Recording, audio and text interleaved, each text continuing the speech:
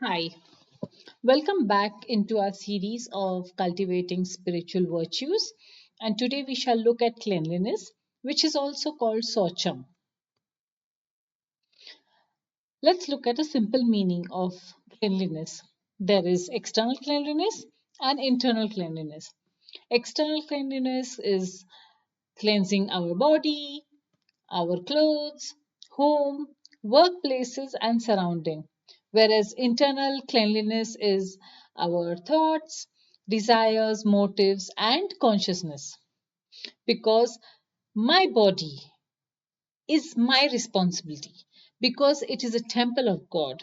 Therefore, it should be kept clean, both internally and externally. I beg your pardon, I have taken a gross example over here just to explain the difference between internal and external cleanliness. Now, there could be a crematorium and a temple. A place may be physically clean, yet spiritually uninspiring. So, basically, cleanliness includes cleanliness of the atmosphere as well as the consciousness. Another example I could give is of a bathroom. These days, people build lavish bathrooms, big bathrooms with beautiful amenities inside it. But practically speaking, can anybody meditate over there? No, nobody can meditate over there because real cleanliness, as I said, it includes the cleanliness of the atmosphere as well as consciousness over there. So you go to that bathroom, however lavish it could be, but you get your job done and you get out of it. You don't stay there for hours together and enjoying the bliss of the bathroom. So let's move forward. It's like cleaning of the mirror. Compare our heart to a mirror. Most of the saints explain that the holy name it cleanses the mirror of our heart. When a mirror is like covered with dust, we cannot see ourselves into the mirror, isn't it? Similarly, when our heart is covered by misgivings of lust, anger, greed, pride, envy, we cannot clearly understand our spiritual identity of being a soul. Thus, chanting and hearing removes the dust from this mirror. So basically, bath is for body and freshness is for soul. It's like when a person may miss on a bath, he feels very uncomfortable. Similarly, when one neglects spiritual practice, the consciousness gradually becomes burdened and you just feel very low in our consciousness. Next, internal cleansing is like anarth nivritti, means removal of unwanted things from our heart, is like our bad habits, our material attachments, pride, envy, laziness, offenses. So, real cleanliness actually means reducing all these impurities from us day by day. Like, for example, every day garbage accumulates in the city. If it is not removed, there'll be bad odor, bad smell, diseases gets developed. Similarly, every day the mind, this mind of ours, accumulates impressions from social media, advertisements, gossips, news, and obviously the latent material desires. Therefore, hearing daily from saintly people and the scriptures is like throwing away the garbage from our mind every day. And without this regular hearing, mental clutter accumulates and it becomes very difficult for us to progress in our spiritual path. So it is said like you are is what you eat. So in spiritual life, we say we are what we see and hear. Thus, association affects our consciousness. Too much of association comes from screens these days. If you go to see what we watch, what we read, what we listen, all enters our subtle mind and remains there. Just as unhealthy food affects our physical body, unhealthy content affects our mind, our intellect, and the consciousness above all. Therefore, a spiritual person or a person on spiritual journey is very selective about his consumption. He asks himself before consuming anything, will this bring me closer to God or take me further away from him?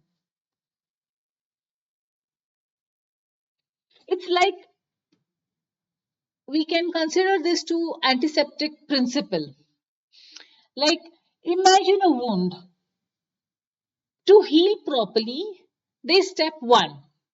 You clean the wound. You remove the dirt and the infection, isn't it? Without cleansing, you cannot apply the antiseptic on the wound because then without cleaning, the dirt is already there. So basically, first step is we clean the wound. We remove all the contamination. Next is we apply antiseptic, which further prevents contamination and it works to heal the wound. Thus, spiritual life works similarly. Cleansing will be happening by mm, chanting, hearing scriptures, and it removes all the accumulated contamination from our system. And protection, how do you protect? What is the antiseptic in the spiritual life? Is we keep good association, we regulate our habits and avoid bad influences and practice the virtues. This prevents new contaminations from entering and thus both are necessary. Our spiritual journey requires both cleansing as well as protection. Thus, preventive spiritual hygiene means the doctor generally speaks about prophylactic medicine. What does that mean? It means prevention is better than cure. We have heard this many times. So, daily chanting, daily hearing, daily good association, all this in the spiritual practice are preventive measures. They protect our consciousness before major problems develop in our life. A person on the spiritual path does not wait for crisis so that he starts becoming serious in his life. Now let's see what is karma and akarma. Pure consciousness creates karma. I'm sorry, impure consciousness creates karma and pure consciousness creates akarma. What does this mean? Karma is basically, in simple terms, action done for selfish enjoyment. And akarma means action done for the Lord's pleasure. So, which is for pure consciousness. The cleaner the heart becomes, the more naturally one becomes attractive to perform his spiritual practices. Thus, this cleanliness gradually frees one from karmic reaction because he is no longer acting from a place of selfish enjoyment. Next, cleanliness creates responsibility. A clean person becomes responsible in thoughts, words, and actions. How does he become responsible in thoughts? Thinking in pure and constructive way. In words, he speaks truthfully as well as respectfully. In actions, he's acting with integrity and devotion. A spiritual practitioner understands I am responsible for my thoughts, words, and actions because they shape my consciousness. Cleanliness, therefore, is not merely hygiene, it is a way of living consciously and responsibly. Let's move further. Practical ways to cultivate cleanliness. Same thing, external and internal. External is having bath daily, which is very common, cleaning and wearing fresh clothes, having our workplaces, our rooms, our house clean, the altars clean, the workplaces, workstation clean. External, sorry, internal is cleaning our consciousness. That's done by chanting, hearing, reading, keeping good association and service unto the Lord and others. Next, after looking at what is cleanliness, how to cultivate it, let us understand what are the benefits of cleanliness. First thing, it gives us peace of mind. It helps us in better concentration.